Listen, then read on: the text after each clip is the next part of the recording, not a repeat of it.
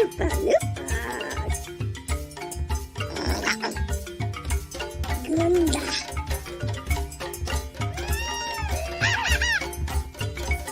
Yup, yup. Laratutu. Jiagoba Fangawa. Goopa Loopa. Koto Ostoga.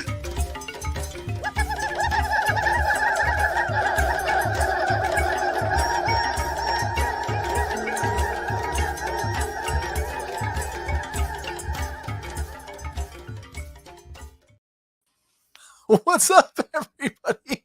Yub nub. Yub nub. Goopa Fandom Power. Kavork. I'm surrounded. Lurdo. Here we are. We are. How refreshing is this after something so serious and so divisive as the Acolyte to go and revisit a fan favorite, A beloved fan favorent. like It's Ewoks. A breath of fresh air. Like the E.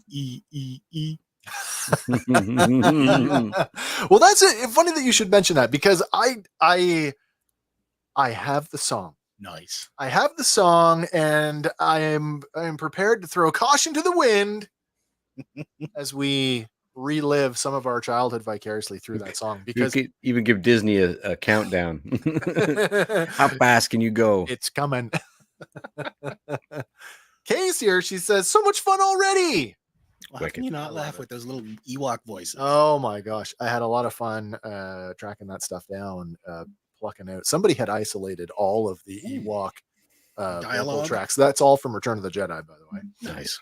Layered in with some what I thought was Ewok like music. Very Ewokish. Yes, courtesy of the YouTube music studio. So we shouldn't get any issues with that. However, there is a theme song. Before we get to the theme song, we should probably try one of these. Bad Star Wars jokes. Guys, what do you tell an Ewok when they're yelling at you? Shut up. I don't know. Shh. Use your Endor voice. Nice. Nice. Your Endor voice. An Ewok walks into a cantina Oh dear. and he orders a beverage. Nice. And he says to the bartender, "I'll have a beverage and a bowl of nuts." And the bartender says, "Yeah, you can have both, but why the little pause?" And the Ewok says, "I've had them my whole life." I think I messed up the delivery. I like that one. I do like it. I was hoping that we were going to have a punchline with the nuts. With I was riffing. A punch to the nuts. A punch to the nuts. Sean liked it though. Nice. Sean thought it was good. I thought it was all right. It was good. He might have liked yours better. This is an interesting one. Before we get to Ewoks, I thought we really have to sort of frame the whole thing. Yes, we're here because we want to talk about Star Wars and, of course, all the things that we love. But I mean, this is a cultural phenomenon that folks a generation below us, Generational spanning. did not get to experience. If you were a child of the late 1960s, right up until the mid to late 80s, you lived in a very special time of children's programming, especially in the 1980s after the deregulation towards how children could be marketed to. We've got Oscar tonight. Oscar, forgive me. I hope I don't blow this. Oscar Tecolote. I hope that's good. If it's not, Well, anyway, What's hello. up? What's up, Oscar? hello to you. By the way, Andor season 2, it's coming. Can't wait for that. We're pretty sure of that. Can't wait for that one. Looking so forward to that one. So I would invite you now. I would invite you now to get on the Fandom Power time machine with me and travel back. Travel back to a simpler time, my friends. Oh, before I do that, I should probably We go like the little- I should probably load the show for tonight before we get going. So just nice. talk amongst yourselves for a minute while I load up tonight's activities. Well, I Use think that that as was San Diego. that was part of like because when you would send the sort of list early in the Yeah. chat of all the different shows and their time slots. That's kind of the way I watched it. So it was like I spent a couple Saturday mornings watching Sure. the shows, so they felt right, like. And I mean that was the part of the best part was like bringing myself back to that place in my head. Not only just like the Ewoks show, from But that everything else perspective, that went but with all like the idea of like a bowl of cereal and more toast. Oh than you my gosh! should have made. Yeah. Yeah. Well, Ewoks debuted in the fall of 1985.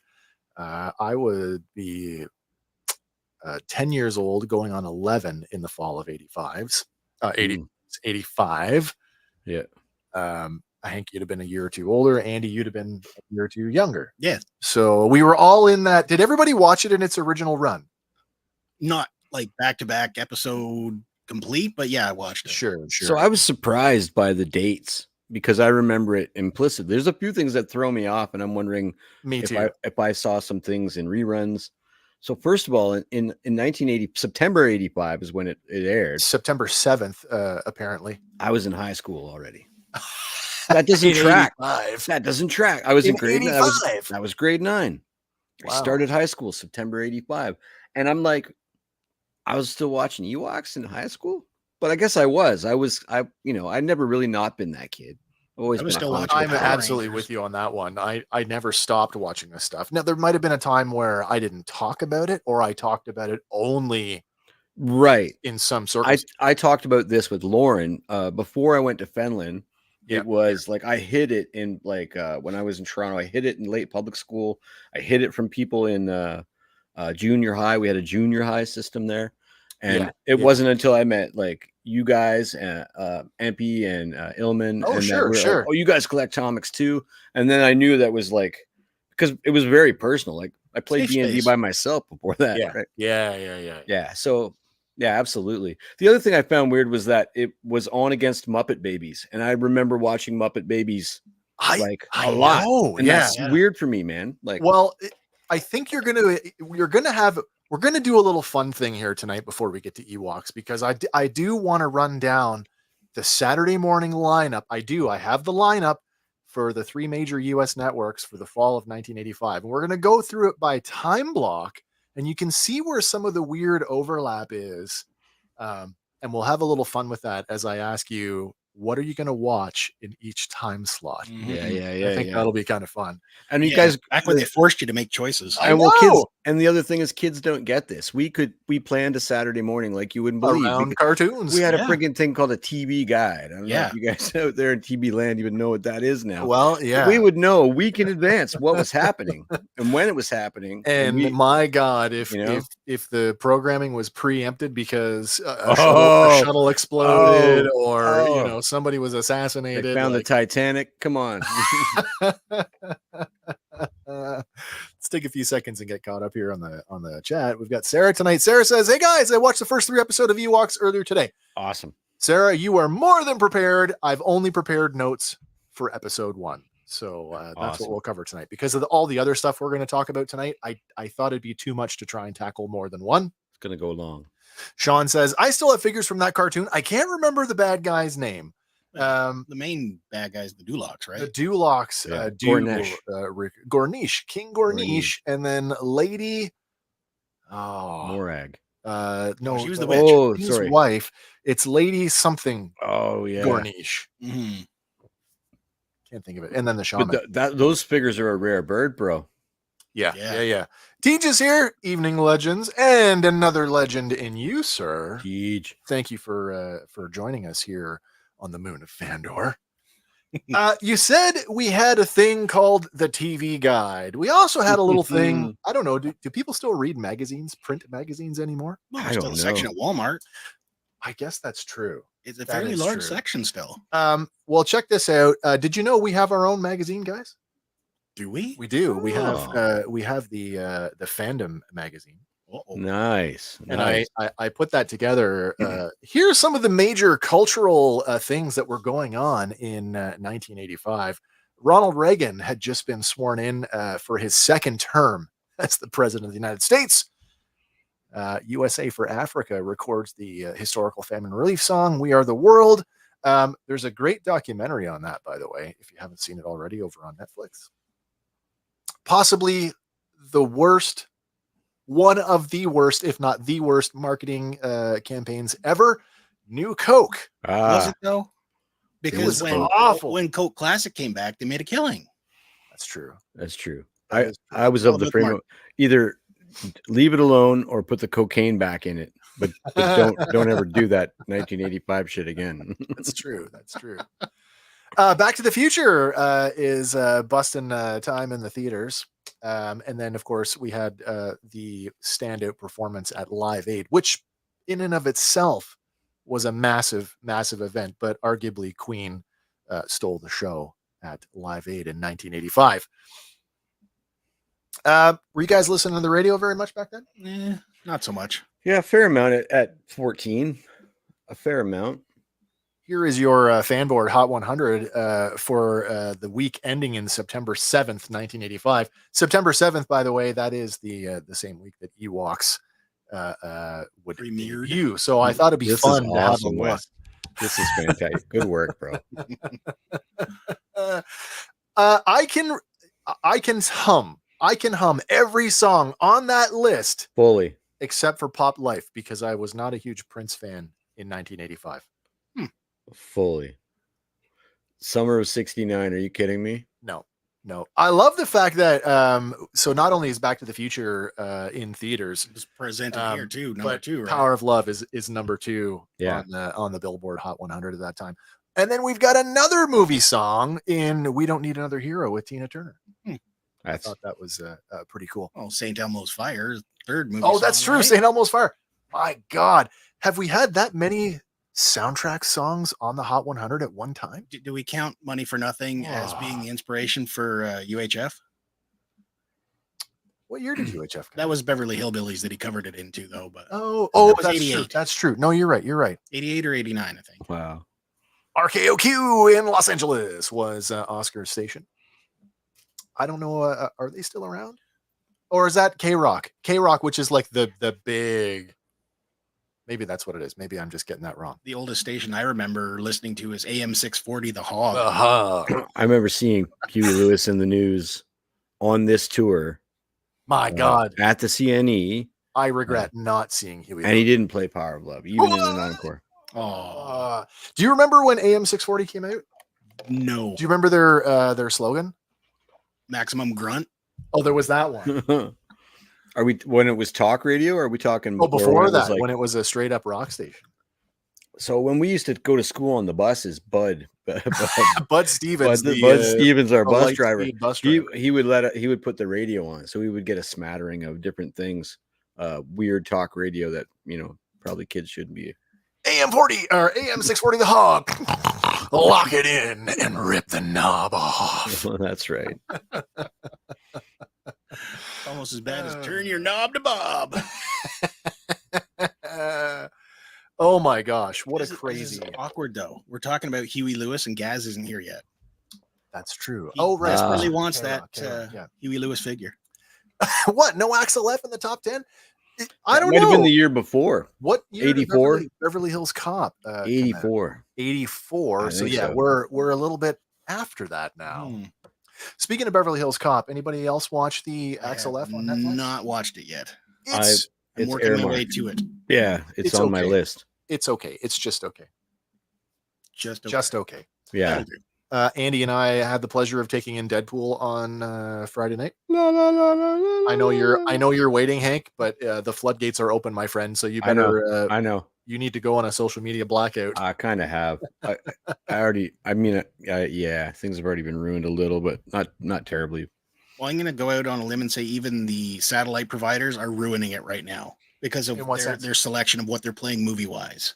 Are they playing all the Marvel stuff? They're playing a lot of the Marvel stuff, specifically key to the movie. Well, but of Yeah. course, Yeah. of course they are. It's And like why- getting why home would Friday you- night. I'm like, oh my god, that's so weird. Look at that this movie's thing that's on now. Just Why would like they play that? off topic, but because it's a Deadpool project, I don't have as much like invested in terms of like I know that it's linked and it's probably integral to the overall arching Marvel multiverse sort of thing, but I don't have the level of expectation about it that I've had about several of the other projects. So I think that's gonna let it off the hook for me, you know, like because I'm super hard on my media. So Yeah. Robert Downey Jr.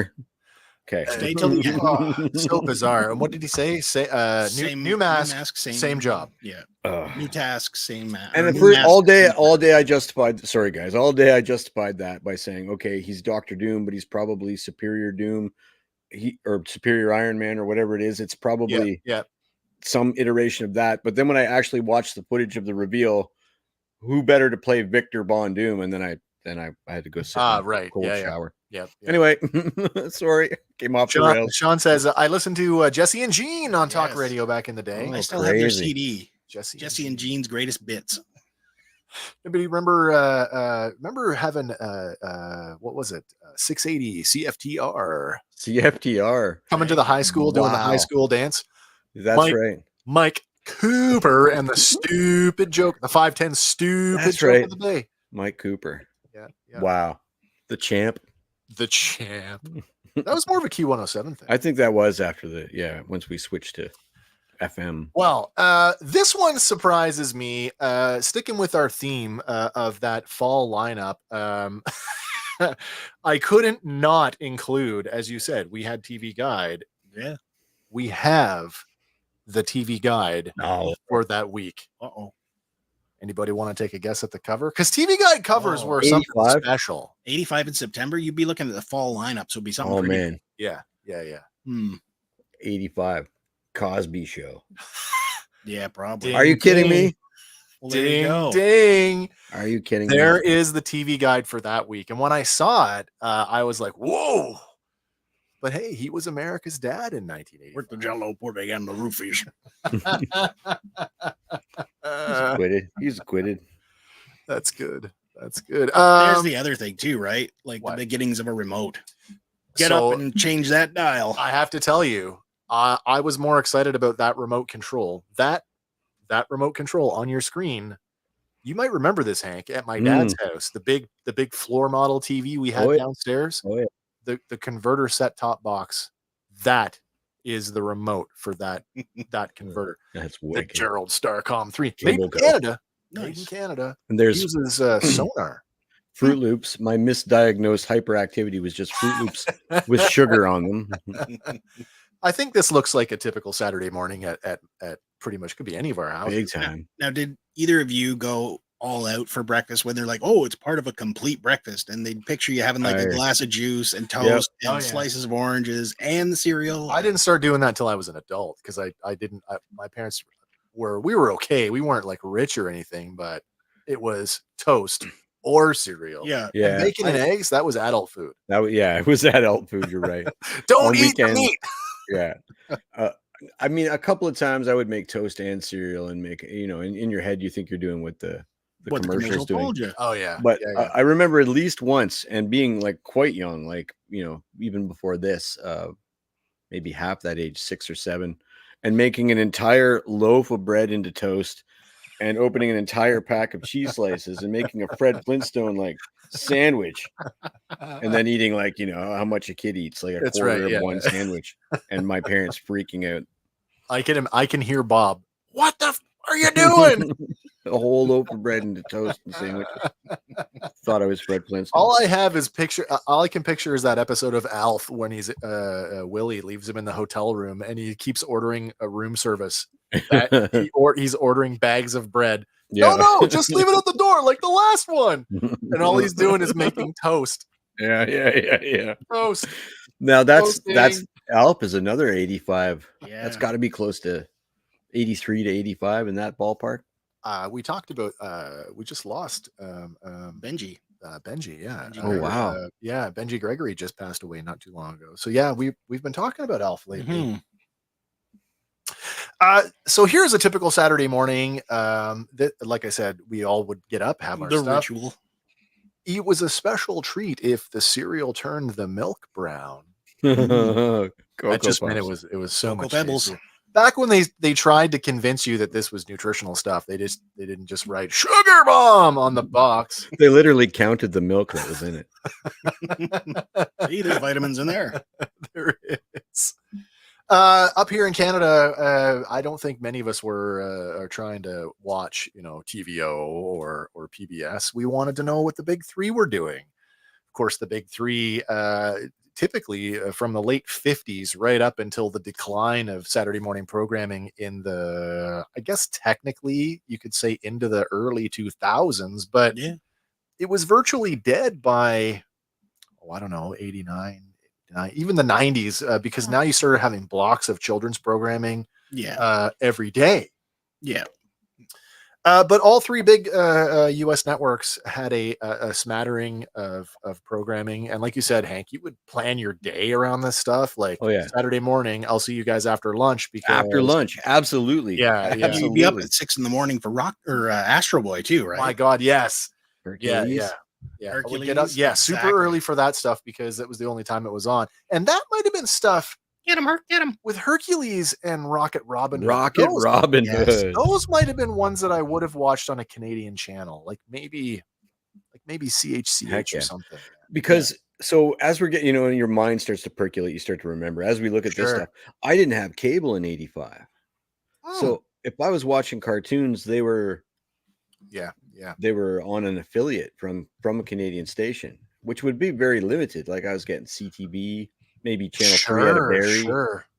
And I can't remember if we had the satellite. Remember the big giant satellite dish we had? The C-band satellite. We maybe must have had it back in '85 because I know I had a lot of content. So my parents were adamant when we moved back to Ontario that cable was a must-have. We had cable. I think we moved in the house. We might have had cable before the furniture arrived, to be honest.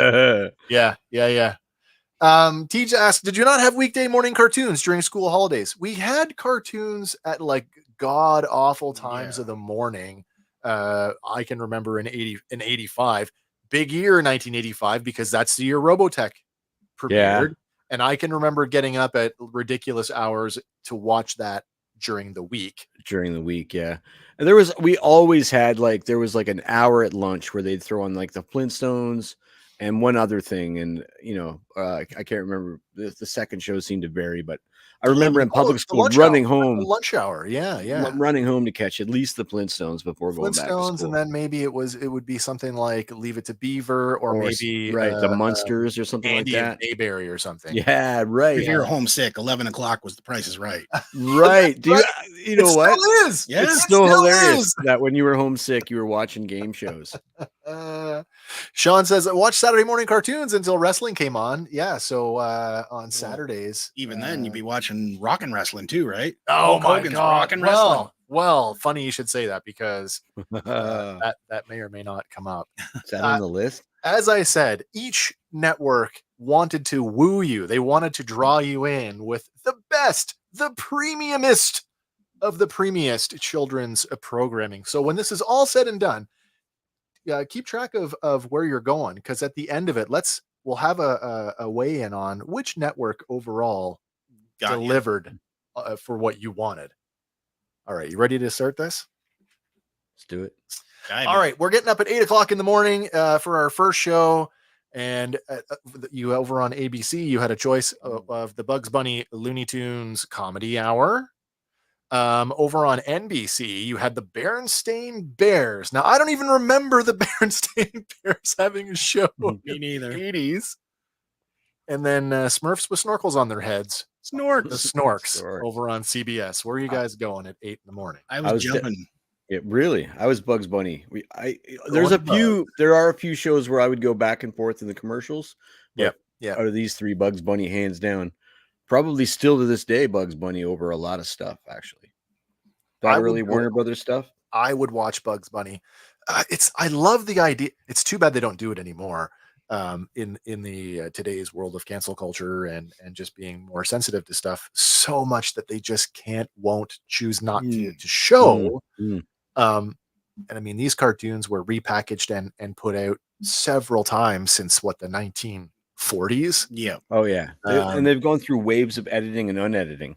Oh yeah, There's a time period in the late 90s, early 2000s where they just took away all the guns, and it's awkward to watch them because no guns. Elmer Fudd doesn't have a rifle in his hand, but you could see that it used to be there. Yeah, or just put flowers in the end every time. Yeah. Andy, so you're going where? I would be switching between Looney Tunes and Snorks. You're flipping between Looney Tunes and the Snorks, depending who has a better story going on. Hank, you're going to Looney Tunes. Yeah, I'm all in on the Looney Tunes. I'm watching Snorks periodically because I thought it was just a bad underwater copy of the Smurfs, and it was oddly fascinating. Yeah, but in my heart, I'm watching Bugs Bunny because the cavalcade of characters was just so much more. It delivered a whole lot more. Well, that's your 8 o'clock block, which brings us to our first. Oh, sorry. What do we got going on? Got one from Tej. Oh, Tej. What's Tej saying? Tej says we had children's programming from 8 a.m. until about 11 a.m. during school holidays. Like summer break. Yeah, of course. Cool. Yeah. Brings us to our first conundrum, though, because whether you remember this or not, by 8:30, you got another block of Bugs Bunny on ABC. Funny, the other two networks are both showing Disney-produced animation. The Wuzzles on NBC. Anybody remember the Wuzzles? Yeah, vaguely. Some of the toys, actually. They kind of remind me of like early Disneyfied Pokemon. One of the first Christmas presents I remember me and my brother chipping in to buy my mom was a Rhinoki. I'm surprised you even remember the names.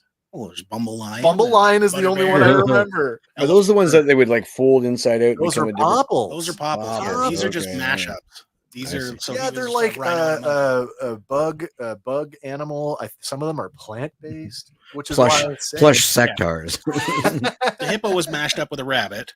Ellaroo was an elephant and a kangaroo. All right. Butterbear was butterfly and a bear. Oh, good on you, man! Right. Holy cow! And then Bumblelion was a bee and a lion. Yeah. And I can't. So we know which one you watched. Well, actually, I kind of split between all three because I love the gummy bears. It's funny that you say that because I can remember doing just that thing, flipping during certain things. Absolutely. Okay, there's a commercial on, so I got to go to the other one to see what's going on over there. Yeah. I'm probably sticking with Bugs Bunny. I mean, it's one of the few things that's on for an hour, and only because if I flip back and forth from Snorks to Bugs Bunny, Snorks is over. I'm just diving in on Bugs. Yeah. Oh, this is interesting. TJ says we had a program called the Wide Awake Club from about 7 a.m. that incorporated the cartoons among sketch shows, guest interviews, and games aimed at kids. It's like a kids variety show, I guess. So we had. Do you guys remember? This was American, and this is probably pre. No, Captain Kangaroo. So, so he's interesting. You should say that because we're going to get to him a little bit later. He does appear on this list, not as Captain Kangaroo though. Oh. It's very similar. It's like a variety show, and he's the host of the cartoons, and it cuts back into skits like. So yeah, and then we had a bunch of live action stuff, but I always steered away from that. There was live action content for kids. Available. The Friendly Giant, remember that stuff? That's a Canadian classic. I mean, I don't know. Did the Friendly Giant air in any markets outside of Canada? Probably not. That was a CBC. I can't imagine that it would. Hilarious House of Brightenstein, another Canadian classic. Right. Van.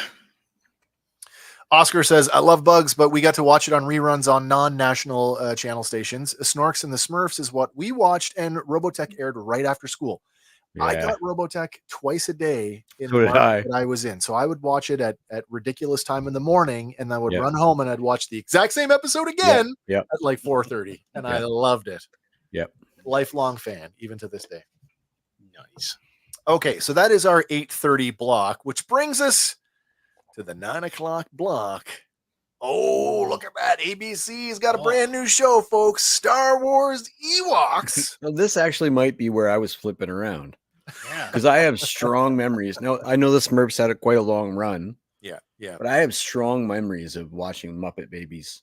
Yeah. And like a lot of the stories of those like jam out in my head, like they stick out in my head, like the Indiana Jones episode, the Star Wars episode. I just in preparation for our show for this week, I was looking for screen grabs to use for this, and in doing so, I got to see the original opening credits for Muppet Babies, which includes both the rolling ball from, Yeah, from Raiders and Vader's tie in the opening credits. I know. I know. It's kind of ballsy. So this is a little weird for me, and I'm wondering if the Canadian affiliates might have had slightly different schedules, maybe. They may have. And then the Smurfs over on CBS. Smurfs, by the way, which in 1985, I think this would have been their 5th season, by the way. Yeah, so that tracks that I probably would have watched that in its time slot a year or two earlier when it wasn't up against two big bangers like those. It's tough because now, like, and is everybody keeping track of where they're at right now?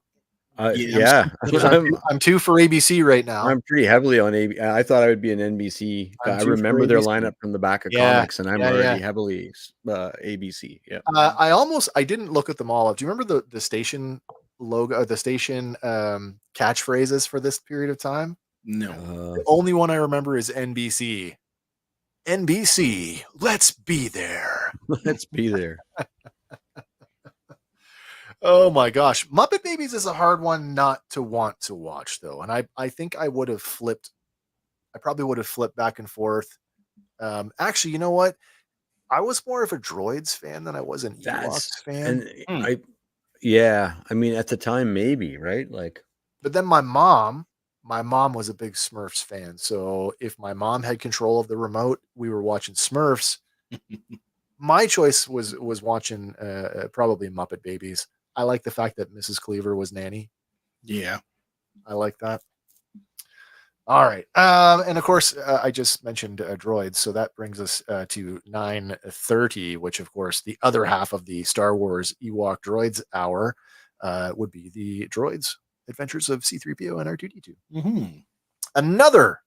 Another batch of Muppet Babies and a second episode of Smurfs. Wow, they were doubling down on it. I didn't realize they had hour-long blocks of certain things. I was thinking about this as I was looking at some of these that do have multiple blocks, and it's like I don't remember them other than the Bugs Bunny show being titled an hour, a comedy hour. Mm-hmm. I don't remember any other show running the opening credits than going for an hour. It had to have been 2 episodes back. No, 100%. 100%. Like the closest thing would be like the weekday Disney block. Oh yeah, you would get DuckTales. And if I remember Muppet Babies correctly, and I might be like sketchy, but they had like an A line and a B line story, and the Smurfs tended to be a linear story from front to back.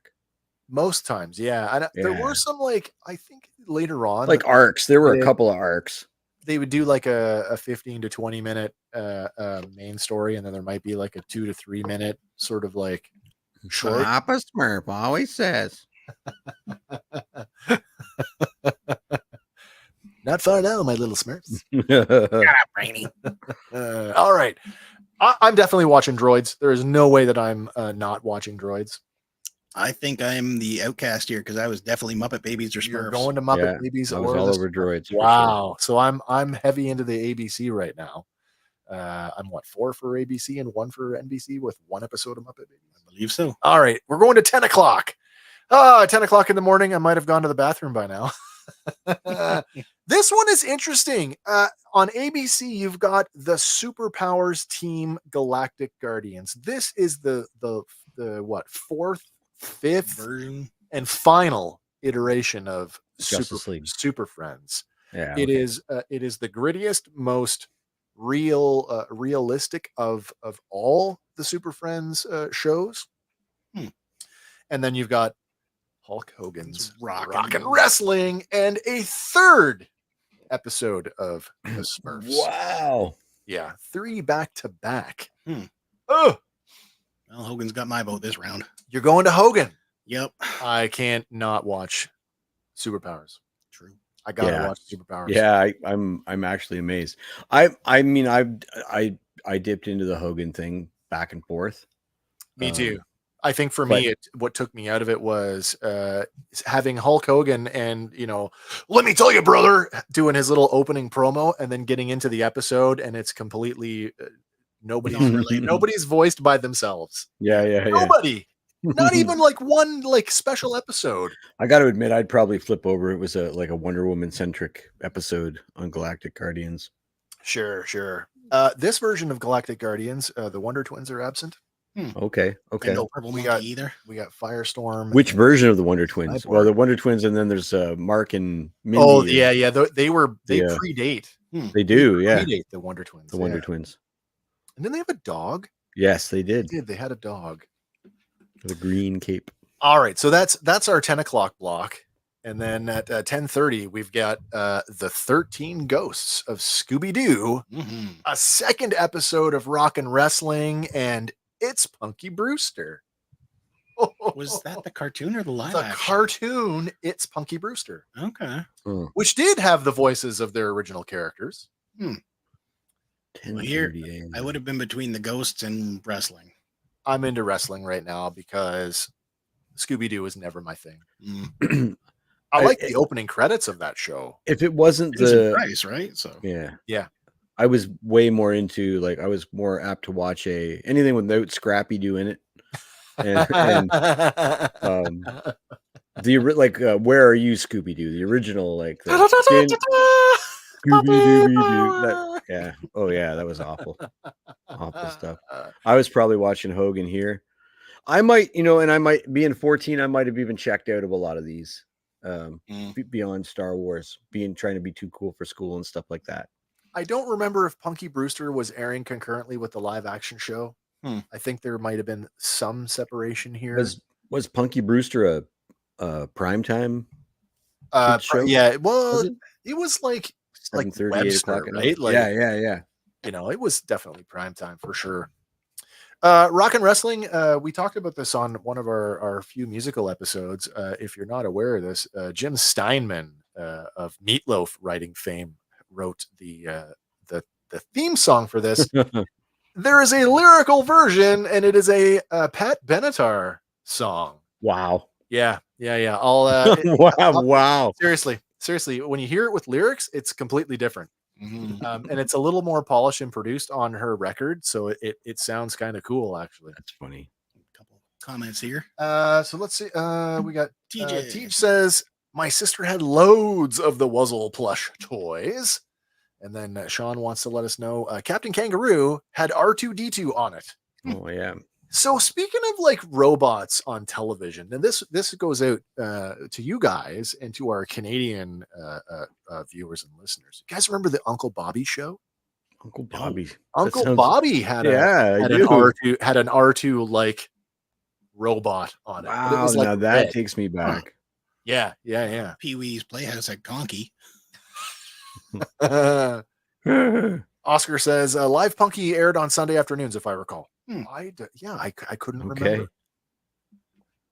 10:30. You're starting to think about, I don't know if you've had breakfast by now, or you're starting to think about lunch as we get into the 11 o'clock hour. And at 11, this one I don't remember. You have what's called Scooby's Mystery Funhouse. Mystery Funhouse is a repackaging of stuff from these three other shows: the Richie Rich Scooby-Doo show, the Scooby Scrappy-Doo Puppy Hour, and the new Scooby-Doo Mysteries. So repackaging on I totally screwed that up. That's all good. CBS Story Break should not be in the NBC slot. It's probably on CBS. And then Alvin and the Chipmunks. CBS Story Break. Let's talk about the animated adaptations of children's books hosted by Bob Captain Kangaroo Keeshan. Oh, wow. Yeah. So Story Break spun out of Captain Kangaroo. Was a segment that they used to do on his show, and then it became its own thing. Crazy. I was probably albining and chipmunking, but I might not have been at this point. I might have been I would definitely be the comic. I'm definitely picking Alvin and the Chipmunks. Yeah. I think that might be the first fully NBC one I could say fully. Yeah. I've been surprisingly ABC. Me too, which I find shocking. For some reason, I'm remembering 11 o'clock that some other channel had Cavalcade Wrestling or Wrestling Superstars. Sure. Oh, like 11, local, yeah, there like would have been. local. Yeah. Yeah, like I think 11 from 11 out of had Hamilton. wrestling. Yes. Yes. Okay, 11:30. Things are getting dry, but oh my God, it Oh, was the a special Littles. year. You had the Littles over on ABC. You had my favorite, Oh yeah. Dungeons and Dragons. Oh And yeah. then the weird and wacky kid video. Not even close. Not even. It's not even. Not even close. The I'm choice there. watching Dungeons and Dragons all Yeah. day, every day. Well, Although I do And now like this the makes me Littles. feel like I was Littles all were in good. again. Oh, you are, yeah. Like, because I'm like, what did I? So it's easy that I probably was puttering around serial, planning my day, while shows that were less than, I wasn't glued to them like I would have been to Dungeons and Dragons. I remember implicitly. Oh my gosh, yeah. And of course, did you see this year at Comic-Con, Super 7 has got a Dungeons and Dragons license, and they did a pop-up, and it's the mouth of the Dungeons and Dragons Carnival ride. Oh, nice. It's really cool. Nice. They're offering Tiamat coming up in a vinyl figure, as well as some of the other animated characters. I read a lot of the Littles children's storybooks.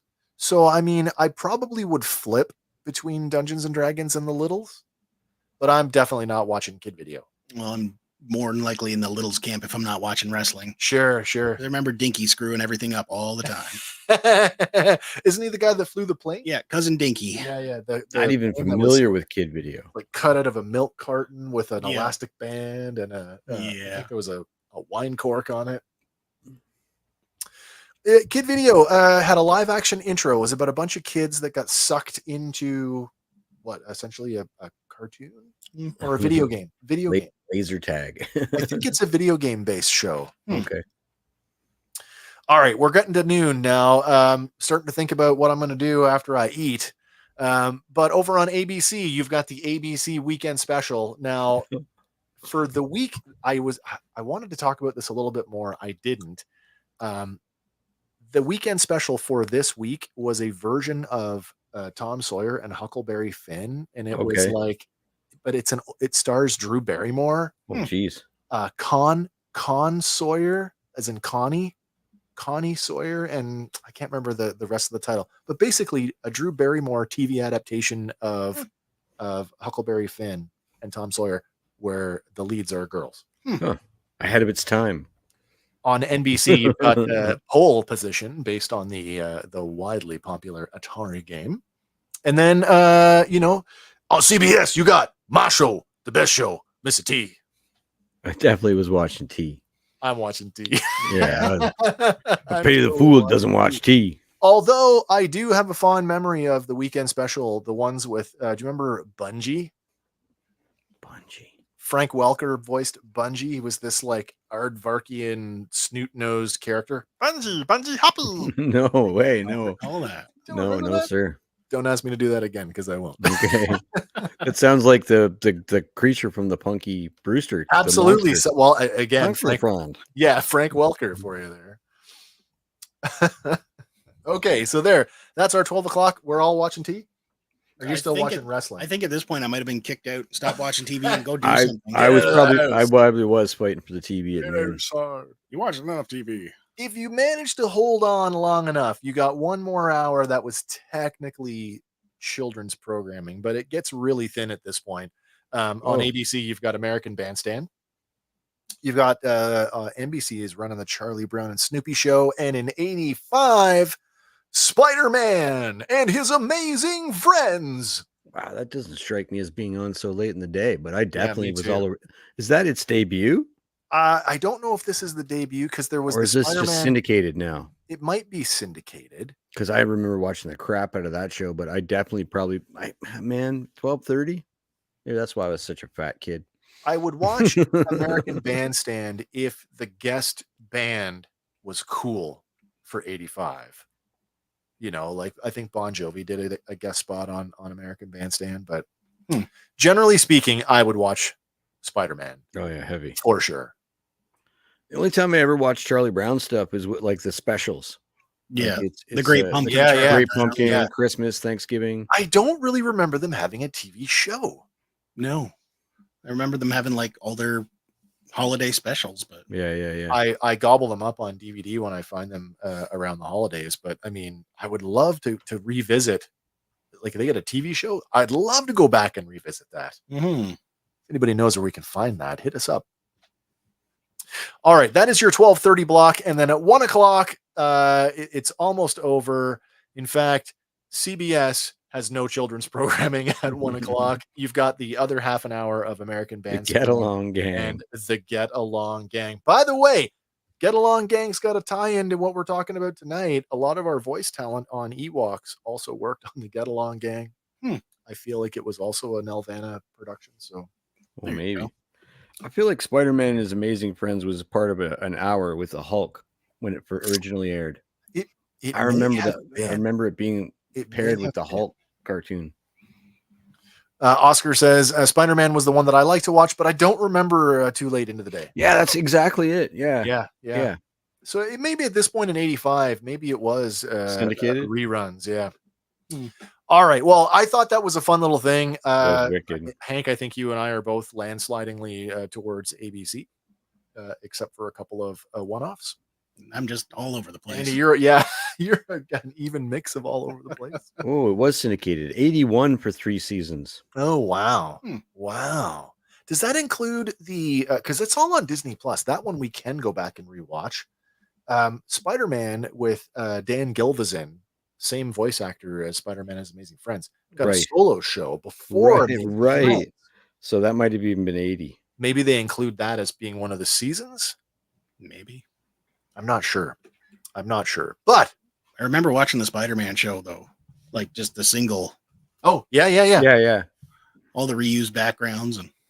Well, that brings us to what we came to talk about. What we're going to be talking about for the next a couple of weeks anyway, until Agatha shows up, and that is Ewoks. Yeah, Ewoks first introduced to us in Return of the Jedi back in 1983, and then later expanded through the made-for-TV movies, A Caravan of Courage and An Ewok Adventure.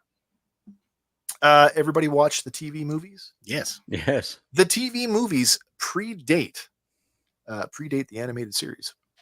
Sounds about right. Was there a time, like, were they both the same summer? Summer of after Return of the Jedi, summer of 84? One was in 84.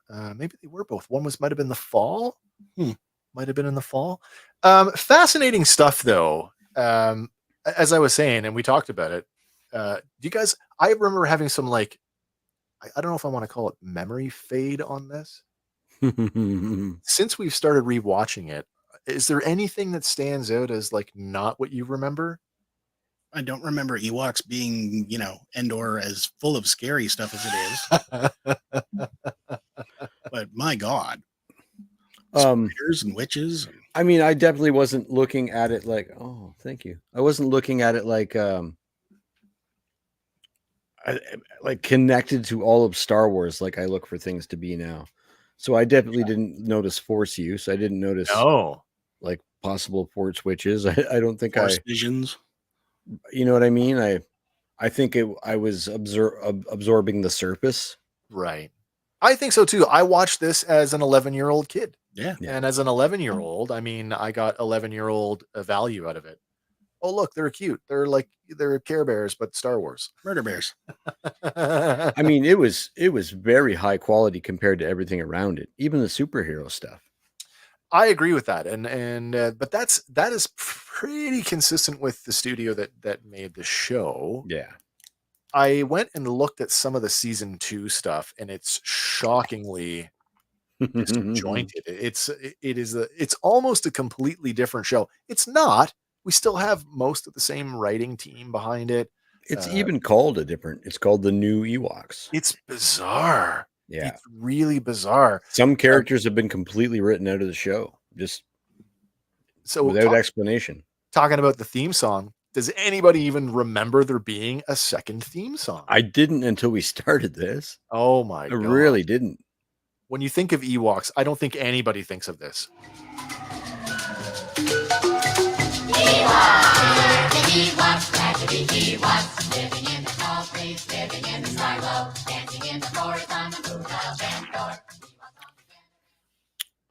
Not even Nobody close. thinks of that. No. No. Did you even watching it? I'm like, what did they just make this up right now? Maybe. I mean, but you think about it in terms of like a children's programming at the time and how consistent it is with, we're all friends, we all work together, we all, like, oh, that's pretty consistent. That's good brand, good messaging. It's on brand. Yeah. But when I think of Ewoks, there's only one song. Yes. We are the Ewoks, when the spirits from the forest go. We're Come and get us. Yep. It's such a good song. Cool thing. That song, written and performed by Grammy Award winner Taj Mahal. Does that not blow you away? I mean, and then look at the pedigree on droids. It's Stuart Copeland. Stuart Copeland of the Police. So they weren't frigging around. Written and performed by Henry St. Clair Fredericks Jr. You know him more as a 10-time Grammy nominee and 4-time Grammy winner Taj Mahal, co-written by his wife in Shira. Nice. What's interesting about Ewoks, and this, my God, I knew that Nelvana had involvement in the holiday special, but I didn't really understand until I started doing research for this show that how deep the connection goes. Mm-hmm. Animated by Nelvana for the fall of 1985. When making the holiday special, now, did you guys know we can absolutely thank the holiday special for this? The much disavowed holiday special. Two directors. Did you know that? I did not. I did not know that either. The first director, David Akomba, was a classmate of George Lucas's at USC Film School. When they were making it. So I guess he did the bit with Jefferson Starship and I think one of the other segments before he left over creative differences. There couldn't be any creative differences on the Star Wars holiday special. What do you mean you want me to make it good? You don't want virtual porn? No. Where do you see Harvey Korman? We got B. Arthur. We'll just make it like the Muppet Show, guys. It'll be fine. There are redeeming aspects, though, of the holiday special. And the animated segment is one of them. That is by far the biggest one. So when making the holiday special, David Akomba, who had been a classmate of Lucas's, showed him a recently completed film from Nelvana. And when you given the timing of when the Star Wars holiday special was made, looking at Nelvana's catalog, that film was almost certainly The Devil and Daniel Mouse, which was enough to convince Lucas to hire Nelvana to produce the animated segment of the holiday special. Nice. Oh my God, Tej, yeah, man. I can clearly remember the episode of The Muppet Show that had the Star Wars cast on it. Like season 2, episode 10. Yeah. Something like that. Pigs in space. I think Piggy was in love with Mark Hamill. Oh, Probably yeah. in that one, yeah. So you can totally thank the holiday special for this, but it gets deeper. When we get into some of the who's who in the zoo, you'll understand why we can absolutely attribute the holiday special. By the way, I'm going out on a limb here, and I'm going to suggest that the world of the animated series, the Droids animated series, and the animated segment from the holiday special, they are the same world. Oh, easy. They are the same world. Yeah. Easy. And I'm going to add some credence to that. All right. So part of what I wanted to do, I wanted to just focus on season 1 tonight. And rather than do this as we do in our regular review series where we touch on sort of like, here's an actor, Plot points. And so let's get some of, I should have put that up on the screen. Can we go back just for a split second? Yeah, we can. Sure, we for can. the 7 people that are watching that aren't us. If you've never seen The Devil and Daniel Mouse, yeah, or the movies Rock and Roll, Rock and Rule, stop what you don't stop watching our live right now. We can Yep. watch the rerun. Yep. Go find those 2 friggin' movies, guys, because they're amazing. And I've while you're at forgotten it, all about them. Watch Heavy Metal as well. Oh, yes. Yes. Yeah. John Candy. I mean, I feel like Rock and Roll informed Heavy Metal. So, like, that's a whole other show, though. It's oh my god, it's amazing Rock and how Rule? good Rock and Rule is. Oh, it's so good. Devil and Daniel Mouse is good too. They're the same movie in a lot of ways, like thematic, like the story. But I just had to say that I had to throw that out for the people that haven't seen those. You're doing yourself a disservice if you haven't. Amazing. So there's Taj Mahal, and of course there are the lyrics to the song. It's pretty heady stuff. Mm-hmm. We are the Ewoks. We're the spirits from the forest moon. We're the Ewoks. We're the spirits from the forest moon. They're spirits. It was his wife's idea to double that lineup. Y'all can read. Wait, look, we are brave, we are bold, like our storytellers told, that we're strong and we will fight and we will stand up for our rights. They're Wonder Woman. Yeah. No, True. that's not right. Dun, dun, dun, dun, dun. That's not right. All right. Hank, you had said when we do the cast breakdown that you wanted to include action figures, and Yeah, I man. was so on board for that because Star Wars, if nothing else, is a vehicle to sell toys. Yeah. And at the end of the day, more Ewok figures were produced than any other single figure. For Return of the Jedi, I was shocked at just how many there actually are. It's crazy because the last 17 had a pile of them in it. Yeah, we've got for Return of the Jedi, Kenner produced 8 Ewok action figures. However, Star Wars being on the decline in 1985 meant that even though for the Ewoks animated series, Kenner solicited 12 figures, the 12 right there, that's from 1984 Toy Fair magazine. Only the first 6 were produced. Mhm. So if you have anything outside of those first 6, they are 1, a prototype, and you should probably not have it, or they are a custom. That's right.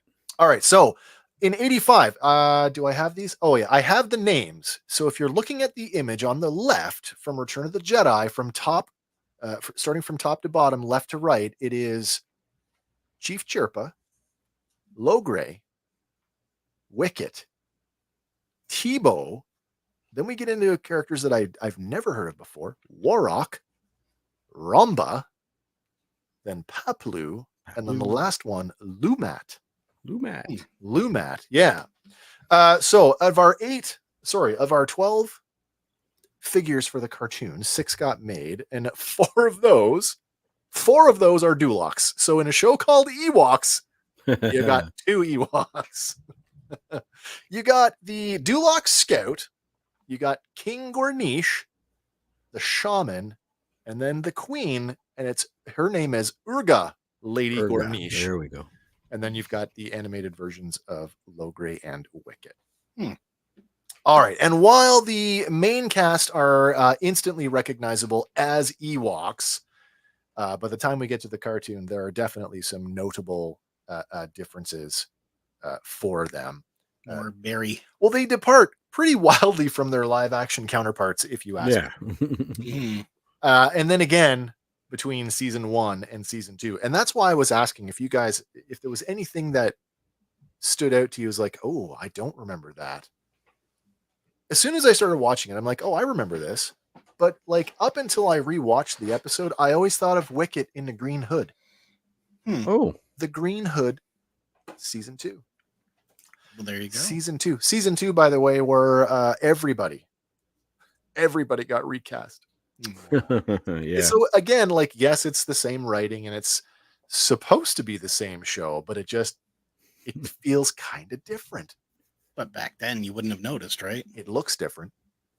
Well, No, I guess not. Well, like through no, you would notice. yeah, but At it wouldn't be 11? as extreme. I definitely would notice. But you had a sense back then of there's nothing you can do about it. Oh my because- God. Yeah. Nowadays, 7 months in advance that they're changing and you can write posts. I on would Twitter love Yeah. I would love about to it. take an episode, a season 2 episode, run it through an AI filter and alter the voices To what they back should to be. season 1. Would it That'd feel be- better then? I don't know. Hmm. I don't know. So I want to go through our main cast, by the way. Let me just go back here. So there is the title card for season 1. And I want to run through everybody on the title card as well as some of our recurring villains. That will be our main cast. Starting with Wicket.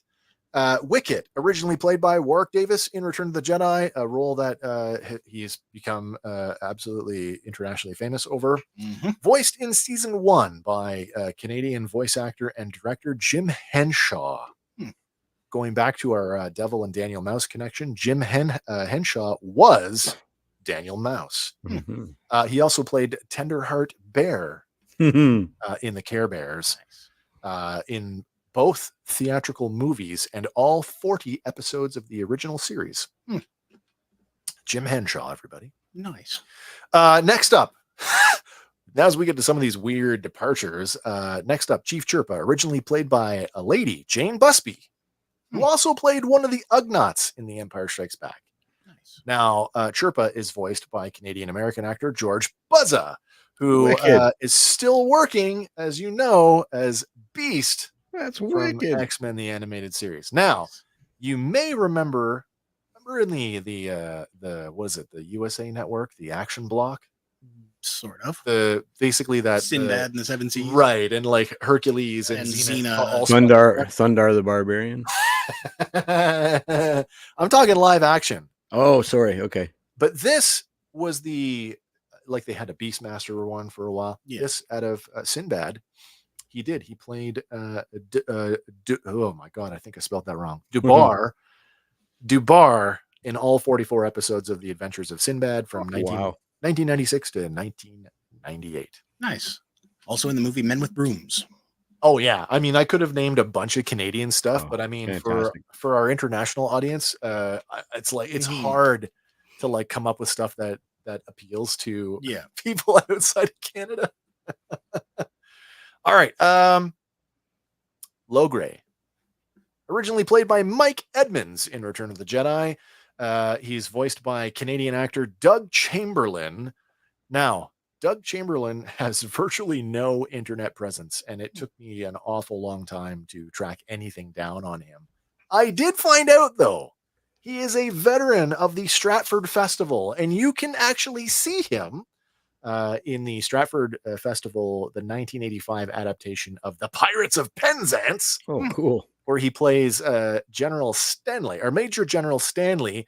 If you're interested in seeing that, it's a CBC aired. It's literally the play filmed by the CBC and broadcast in '85. You can scan the QR code. You'll get a link right to Spend that. his mornings filming Ewok and then off to Stratford. Off to Stratford. Serious theater. Seriously. Oh, That's hilarious. Pirates of Penzance. I don't know if you can call that serious theater. Wow. Still Theater. I am the model of America. acting. All right. So, yeah.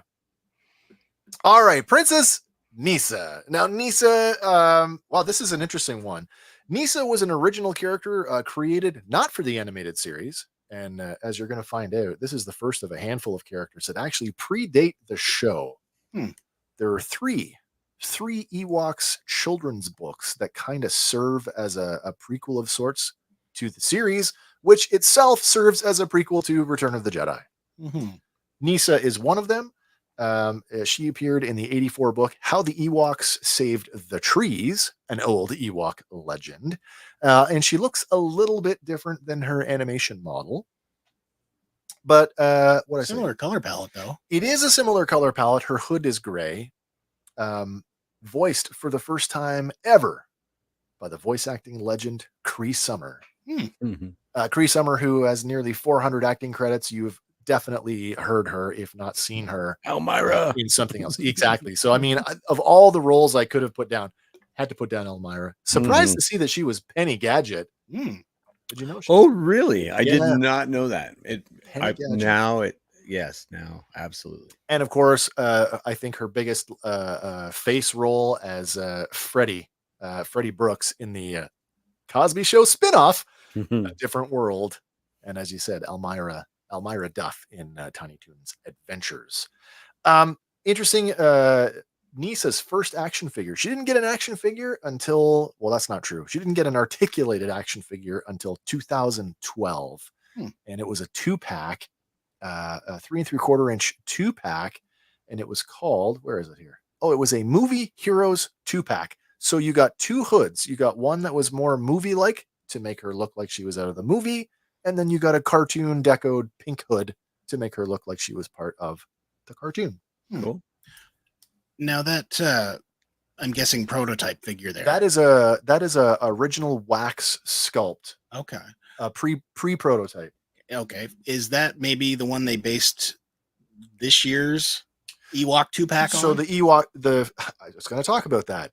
Sorry. This figure on the left, the one with the pink hood. Yeah. I looked at the one that came out with Wicket. Yeah. And I think it's the same mold re-released, but the deco on the hood is a little bit different. Okay. But it's essentially the same figure. Fair enough. Now, this gets interesting. This has happened before. Toys that get marketed in different countries that for some reason don't make it here. Yeah. There was a line of PVC slug figures like the Smurfs that were available only in Spain.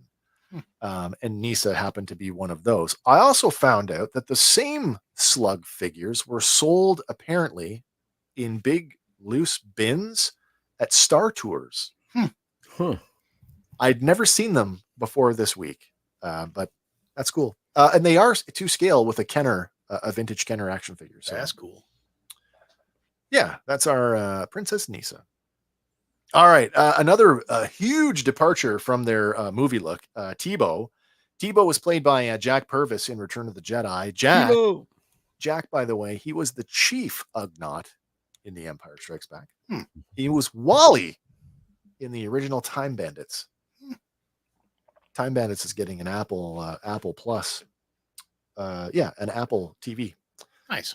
Television series. Oh, wow. Yeah. Voiced by legendary Canadian actor Eric Peterson. Oscar Leroy. Oscar Leroy from Corner Gas. Wicked. Yeah. Leon Rabinovich from Street Legal. And of course, Nobleheart Horse from Care Bears. Yeah. He did get a figure release in the Return of the Jedi line, and he also got one of the slug figures, the Spanish slug figures. Season 2 look, by the way, with the green hood. Season 2. Kind of funny. Tebow would never say jackass. But you think of Oscar, and then you go back and you listen to Tebow in this episode. Goopa Baga. Like these guys, they're so young. Yeah, really. It's even more jarring. Well, we'll get to it in a minute here. Latara. This is Latara. She's a new character created for another children's book. This one, Return of the Jedi, Wicket Finds a Way. She's Nisa's best friend, and she is voiced by Canadian actress and singer Tubora Tabby Johnson, who is the sister of Molly Johnson, rock singer Molly Johnson. Tabby was a host in the early days of the Polka Dot Door. Nice. And she played Auntie Macassar on the Big Comfy Couch. I thought you'd appreciate that, Andy. And again, she got one of those Spanish slug figures, and there's her preliminary wax sculpt.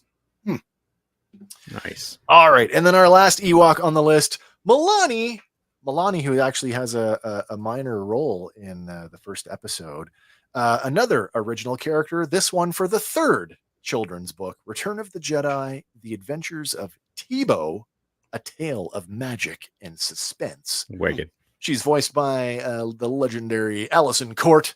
And of course, you can't have the big comfy couch without Allison Court as Lunette the Clown and our original Jubilee from the X-Men animated series. Yes, One of the new one too. One of the coolest nerd things ever. She married Steve from Blue's Clues in real life. Wow. It's a true story. Yeah, That's cool. Isn't that awesome? It is awesome. What's not awesome is that she's never had an action figure release of any kind. Not even a prototype. Oh. Jubilee got an action figure. That's true. That is true. Milani's only other appearances outside of the Ewok series are these 2-star imprint Ewoks comic books. Hmm. And there you have it. That is our main cast. Oh, so by the way, Allison Court, she's like our age. She's like 50, Yeah. 50, 51. Yep. Think about when they were making this. This aired in 85, so they probably did the recording in 84, maybe early 85 for the fall season. Yeah. She would have been like 9 when she was recording her lines. Nice. Which no wonder you don't recognize her in the show. All right. I want to talk a little bit about our villains because we have a couple, just our recurring villains. The first one who features heavily in this episode, this is Morag. Morag, she is an original character created for the show, and she is identified as a Tulga, also as a witch, a Tulga witch. Outside of the animated series, she's appeared in a couple of books and comics. More interestingly, she was included as an NPC in the Star Wars Galaxy's massive multiplayer online role-playing game expansion, Rage of the Wookiees. Neat. She's voiced here by Canadian actress Jackie Burrows. Now, Jackie Burrows, you might recognize her as she has a huge connection to the world of Avonlea, having appeared in the original Anne of Green Gables miniseries as Mrs. Amelia Evans back in 85, and then 90 episodes of Avonlea where she played Hetty King. She is the only member of her species to appear in any Star Wars media. There is no other reference for a Tulga in any other Star Wars media that I could find. No, it's okay. The Night Sisters will still take her. They might. They might. All right. And then we have the Dulok Shaman. Surprised he actually has a name. We don't learn that in the first episode, but his name is Umwak. Another original character created specifically for the series. He is voiced by the legendary Canadian actor Don Franks. Now, Don has a long history of voiceover, and he has a strong tie with Nelvana. He played Grimaldi in Heavy Metal, and he was the voice of Mock in Rock and Rule. Mock, however, by the way, based on Mick Jagger. I wanted to do a side-by-side, and I forgot to do it, but have a good look at Mock, and then go back and take a look at Morag, and tell me that they aren't similar, potentially related there. That's right. He was our Sabretooth in X-Men.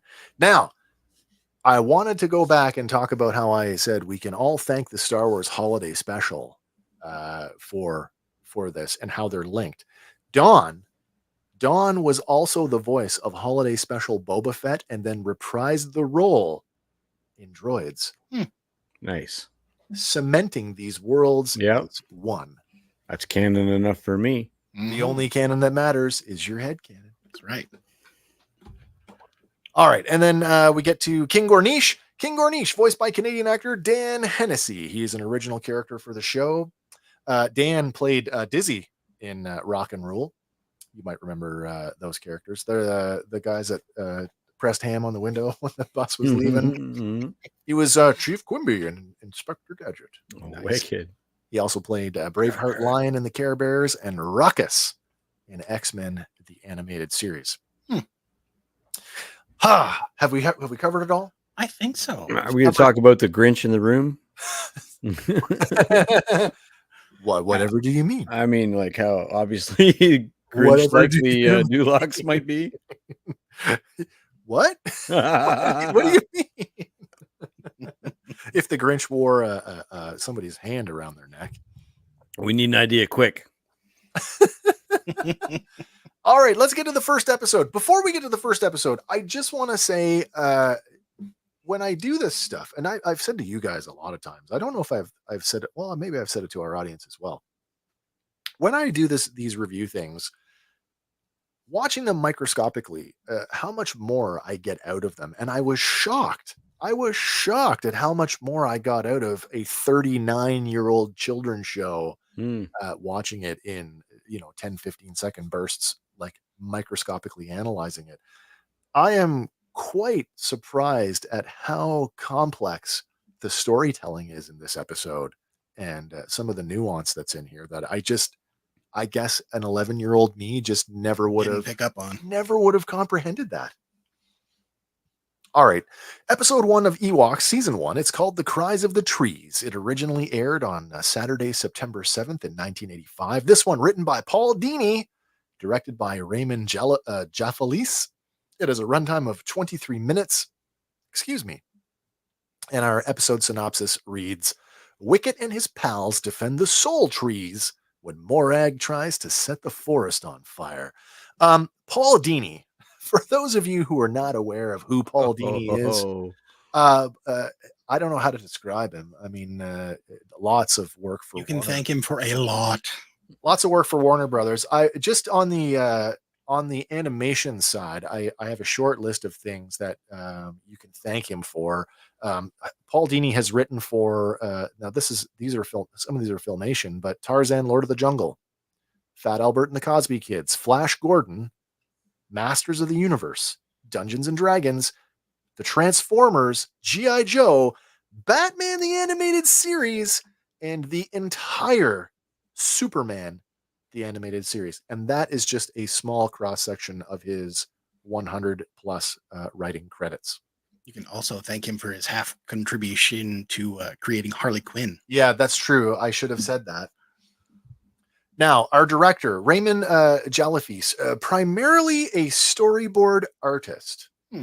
Primarily a storyboard artist. He's got vision. He was the storyboard artist for Rock and Rule. Oh, And most recently, he storyboarded 34 episodes of Paw Patrol between 2013 and 2022. Still at it. Yeah, haven't still watched working. that. Oh, I have a little granddaughter. She's watched lots of Paw Patrol. All right, so the episode opens and we have Wicket, Nisa, Tebow, and Latara wandering the forest at night. They're looking for a very specific plant called an aura blossom. Nisa says it hasn't rained for months and there are no auras left. Now, Wicket ends up taking a tumble down a hill, and at the bottom, he's surprised to find a cluster of these bioluminescent flowers. And they need the bioluminescent flowers, the aura blossoms, as decorations for something called the Festival of Hoods that's to take place the following night. Tebow goes to collect them, but the glowing balls all flutter away from the stems, and the Ewoks realize that these aren't flowers at all. They are, in fact, the fire folk, also known as Wisties. The group of sprites is led by their queen. Her name is Rena, and Nisa bows to her, offering a very formal greeting on behalf of the tribe. Nisa being a princess, by the way. Royal to royal. She is royal. After frolicking with the Wisties for a moment, Wicket trips backwards into his Aunt Bozzy. Bozzy has an interesting place in this episode because she is literally the butt of a bunch of jokes. Yeah. Which really informs her actions and her characterization in this episode. Now, she chides the kids for playing instead of searching for the flowers, and then she orders the kids to follow her back to Bright Tree Village, but not before warning them to mind the lanterns. They don't want to start a forest fire in these drought conditions. Now, Play with fire, kids. well, yeah. Queen Isrena looks around, worried, just as a pair of Yuzums riding what's called Rakazak beasts. Scary goddamn spiders. Well, at first, this is our first introduction to the Yuzums, and at this point, we don't even know what they're called because we don't hear the word Yuzum until later on in the episode. But it looks like they're part of the things that they're riding, like almost a God. centaurish spider. Yeah. Like a what's it in Dungeons and Dragons? A Drider. Yeah. Yeah, that's like nightmare fuel if there ever was. Mhm. Oh yeah. They're called Rakazak beasts. They lumber into the clearing. One of the Yuzums nets the Wisties, so Isrena buzzes around its head, which causes the Yuzum to drop it, and they all escape, all except for Isrena herself, who is trapped in a glass cage by the Tolga witch Morag. Morag professes that there is a great thirst in the forest, but not as great as her thirst for revenge against the Ewok shaman Logray. And now Isrena will serve her in that battle, and she carries the Wisty Queen off into the forest. The whole show just opens, and this is a classic trope.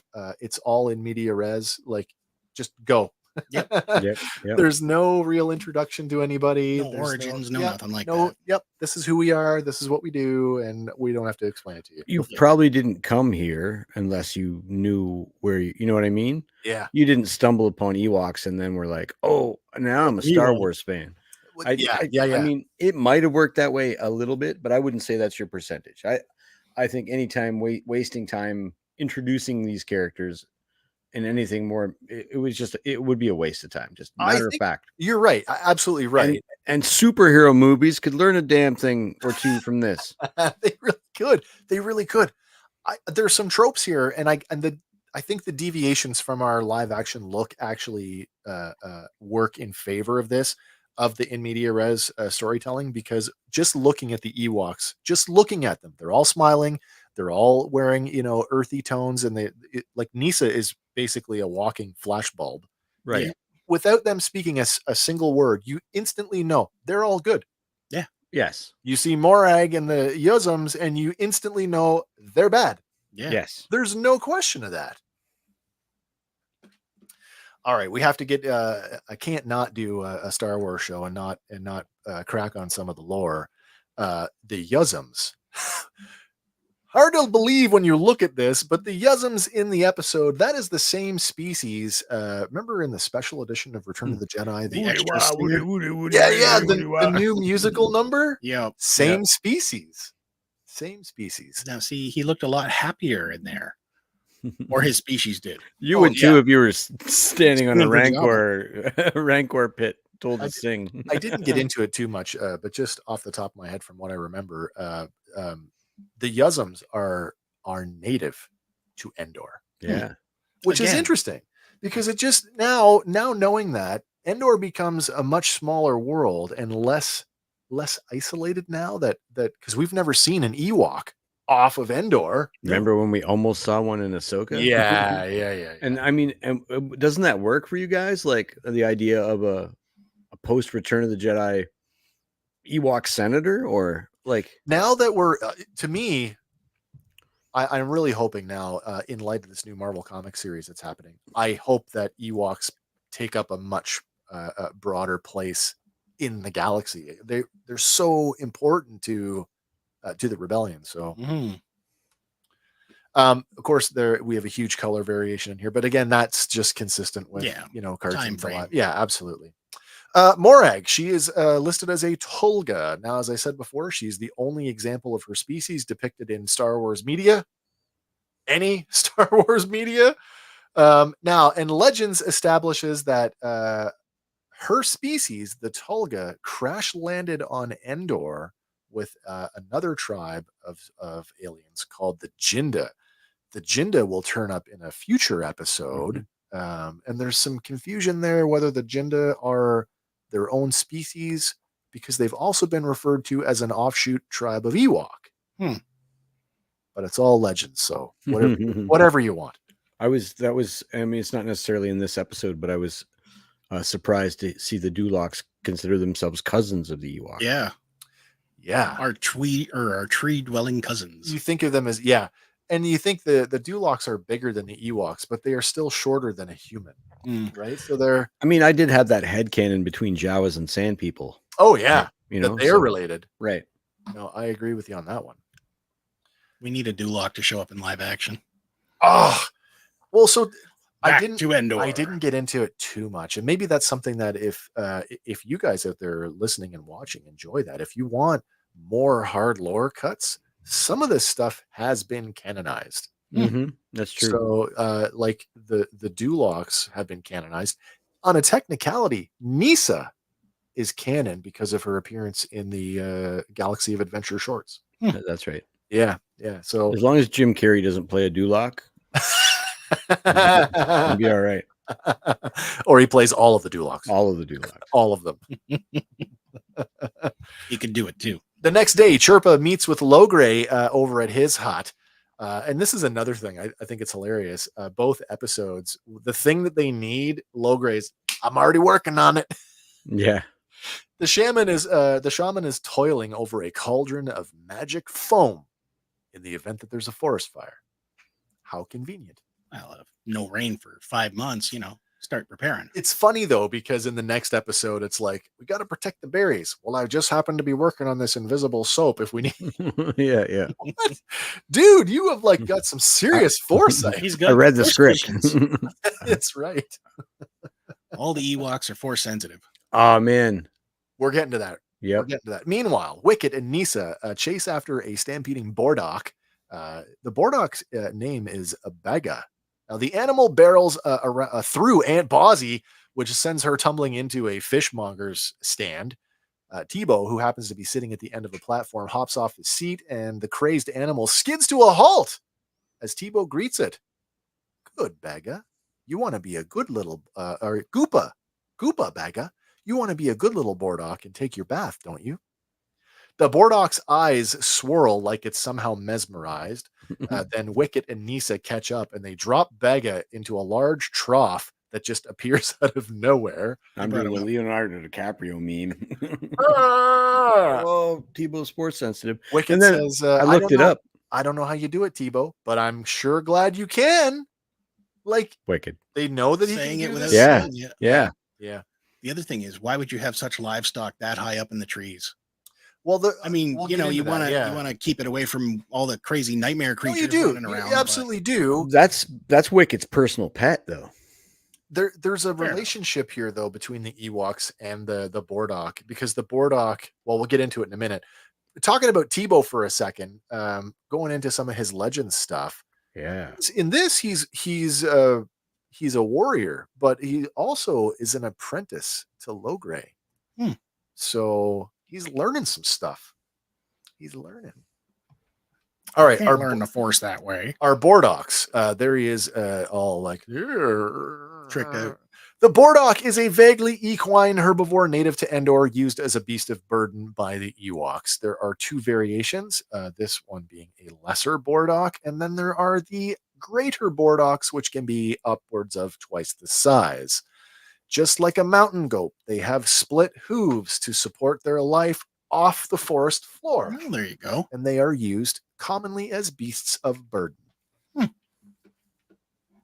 All right, well, just then, Paplu swings in on a vine to say, "Hey guys!" You get the impression that Paplu is much older than them, Much older. Yeah. because he keeps calling them "you kids." He asks if everyone is ready for the party tonight. Tebow remarks that it's his sister Milani. Milani is getting her hood tonight, and it's going to be great. Paplu tells Wicket that he needs cheering up, and doing a double take, he suggests that they all play a game called Drop the Sack. He's like that older friend who's just there to cause trouble. That's right. Well, Nisa, she wags a finger at him and says that it's forbidden by the elders. She calls it a foolish, stupid game, and she storms off. Well, like any good confidence man, Paplu does a metaphorical "what could go wrong" moment as he says, "Well, you're with me." Really? That's interesting. What could go wrong? Baga hops out of the bath, and when Wicket goes to empty the trough, he inadvertently pours the water over Aunt Bozzy, who fumes at him, "When I get my hands on you," which is enough for Wicket to, "Hey guys, wait for me." And off he goes A bit at a time. That would have helped her later. to play Drop This Out. Oh, yeah. That's our second joke for Aunt Bozzy. Mm-hmm. At first, when they were saying Bozzy, I'm like, did they just say Fozzie?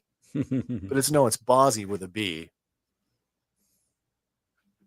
Paplu, I thought it would be pertinent to include a comparison. This is Paplu compared to his Return of the Jedi counterpart. Some of the differences are just so departed. Yeah, but the animated one, I mean, it's drawn so he looks like he's got a more elder mustache, right? Yeah. Again, I agree with that. Yeah.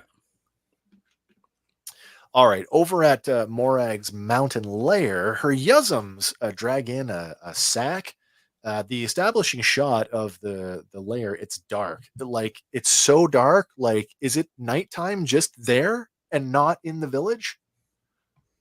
or it's really, really cloudy. I haven't decided which it is. It'd be like Mordor or something. Well, you know? here's the other thing I thought is this still the night before? Like we just saw her drag Isrina off. Mhm. So are we jumping back in time because of how dark it is here? I'm Could not be. sure. Inside the sack is the Dulak shaman who has come on behalf of his tribe, and he's asking for help. Really, get this insect bites, which is funny because in the next episode he shows up asking for help with insects, a common theme. Mhm. Spotting Isrina, he licks his lips, noting how delicious Wisties are. Apparently, they're carnivorous. Morag says not for eating. It's for her revenge against Logray and the Ewoks. You'd think they'd be too spicy. And hot. It's burning. Hot.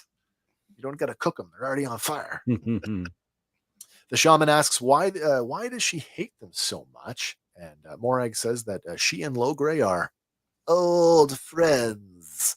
And she does it in that way, like they have some kind of Well, they probably met when they relationship. crash landed, and then, oh, you guys are good. I'm evil. Well, So see ya. I know that later on when we get towards the end of the series, like the very end, that there's an episode where They delve into share it an more. artifact. I'm hoping it doesn't take that long to establish. Like I hope like that's one of the things that we get little tidbits over the course of the show, Mhm. how they are related. She says they're old friends, and the Wisty Queen is a present for her friend. While lifting the glass off of Isrina, she tells the shaman, watch and learn. What's interesting is she calls the shaman here an old faker. Did you pick up on that? I did not. Oh, nice. I thought she's like faker as in like you're faking, like he's not a real shaman. Mm. But the subtitles, it's not faker, Faker, it's faker, Fakir. So, and I had to look this up. Faker, it's a Muslim term for a holy man or woman who lives solely on what they get by begging. Oh, Interesting. very cool. She raises her staff, and the stone on the end of it begins to glow as she starts to recite an incantation. And dang it, if the subtitles don't tell me what she's saying, because I'd love to know. She's clearly saying something. Some old Sith spell. Oh yeah, exactly. Pointing the staff at Isrina, a bolt of energy zaps her, and the Wisty Queen is suddenly enraged, and she begins to glow red hot. She melts the little miniature chains that were holding her, which I think is hilarious that there's miniature chains. She went flame on. Yeah, totally. Supernova. Melts the miniature chains that were holding her, and she begins buzzing around the lair while Morag cackles hysterically, and the shaman dives into a cauldron for cover. Hovering over Morag, the old witch says, "Fire folk they call you, and fire folk ye be." Almost like a pirate. Mhm. Yar. Yarg. Somewhere outside of Bright Tree Village, Paplu and Wicket sit high up on tree boughs, while Tebow, who is now wearing a target on his back, darts back and forth while the other two lob sacks of mud at him. I hope it's mud. Oh, That would up the Drop Oh. the sack. intensity. Oh, wow. Tenfold. Aunt Bozzy, who just happens to be picking flowers nearby, she hears the commotion and she comes over to investigate. Well, Tebow sees her, but Paplu and Wicket, for some reason, don't. Then taking aim, Wicket hurls a sack at Tebow, but Tebow has skidded to a halt face to face with Bozzy, who ends up getting covered in mud. It's the third one now. Mhm. Looking around, she screeches, "Who did that?" Wicket slides down from a vine to apologize. Paplu, hot on his heels, tries to con his mother. We learn that Bozzy is his mom. And he says, "I was a giant mud-slinging thunderbat. Right, Wicket?" Wicket is completely caught off guard. What? But then Chief Chirpa shows up, and holding Tebow by the target on his back, he calls it very interesting. Did the bats drop this too? The boys confess that they were in fact playing drop the sack. I mean, good lesson right out of the bat. Wicket went down to apologize, right? He was coming to apologize, and I Yeah. think on his own, I think he would have come clean. Yeah. But it's interesting that they established Paplu as this trickster. Troublemaker. I'll lead you astray. Yeah. So it'll be curious to see if that characterization is consistent in other episodes. All right, we cut back to Morag's lair as she and the shaman carry Isrina to the edge of the mountain. Now Isrina is encased in glass again. Wonder how they got her back in there. Well, now she's under her control. Oh, that's So true. she's ensorcelled, right? And we definitely get an indication of that Yeah. later on. The shaman asks, what's so important about a common Wisty? Morag says that she's not common. She's the queen of them all.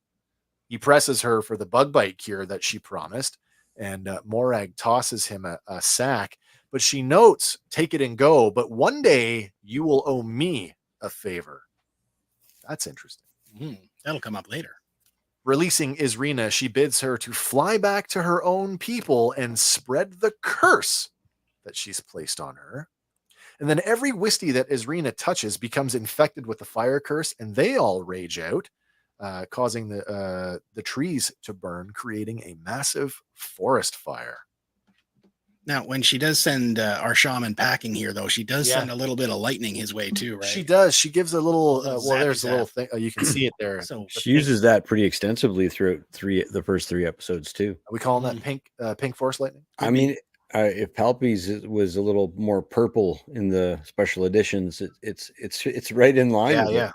totally. And she appears to have some sort of like sentient control over it, like Dark Side's Omega beams. Oh yeah, she can control the direction, the direction and the velocity. And it reminded me of what Palpatine was doing when he was trying to enter the world between worlds. Actually, Oh yeah, yeah, that makes sense to me.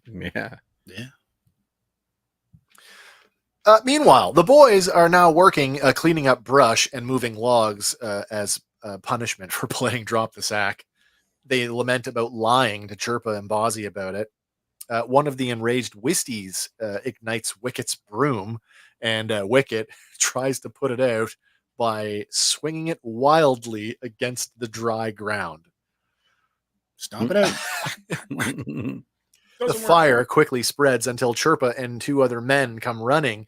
Then, using their staves, they turn the soil over, extinguishing the flames. Chirpa accuses the boys of starting the fire, and he doesn't believe Wicket's story about his broom erupting. But the boys insist this isn't another lie. Chirpa confers with the other men who look accusingly at them. Found that interesting. Mm-hmm. In a remote Ewok outpost, Wicket, Tebow, and Paplu are all confined to guard duty for the next 3 days. Tebow argues it's Paplu's fault after telling the Whopper about the Thunderbats. The two boys' argument escalates with some name calling until Wicket steps in to break it up. Well, then Weechie enters the hut and calls them inmates before extinguishing the lantern for lights out. Inmates. Wicket crawls into his hammock and he says they'll all feel better about things in the morning.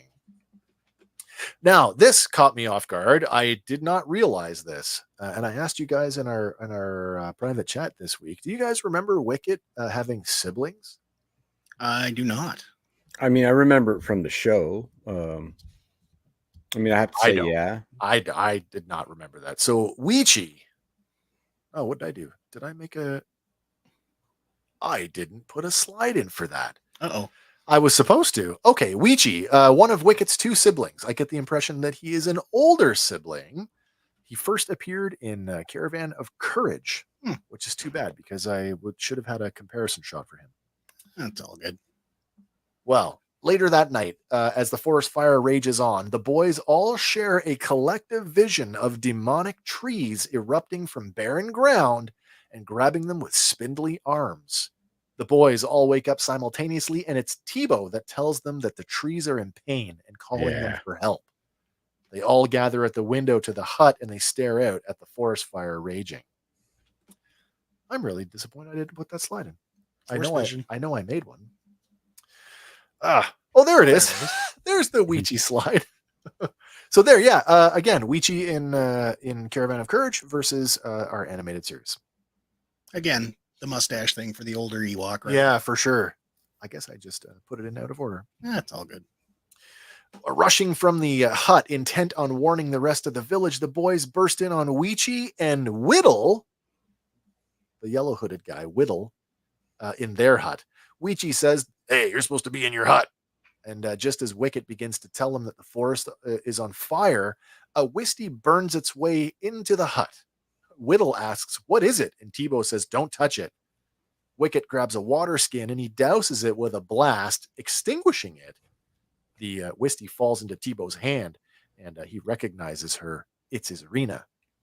Paplu accuses, well, it's her that started the fire, but Isrina squeaks back at him. Tebow, translating, says that she says you can't blame her. She was under a spell by Morag, the Tulga witch. At the sound of the witch's name, Weechi rushes out from the hut as Whittle exclaims, "Ichi, the trees are burning!" Ichi, shortened from Ichiwawa, which means Chihuahua. wow. Wow. Ewok, please. Yeah. Whittle says they have to warn the tribe, and then everybody runs for the village. Whittle Warwick, the third of three siblings. Now, this is a shot from Caravan of Courage. However, Whittle was introduced in Return of the Jedi. Take a look at that guy on the left, and keep that in mind as I walk you through the little story of Oh, get out of here. Whittle is one of two Ewoks that commandeers the Scout Walker with Chewie. Nice. Yeah. Or he will be in the future, I should say. It's got some dynamite, high quality gloves on that Caravan of Courage version. Holy cow. That's right, man. He can make snowballs for days with those. Holy cow. All right. At the village, everyone has gathered for the hood ceremony. 3 young Ewok girls, including Milani, stand in front of the assembly.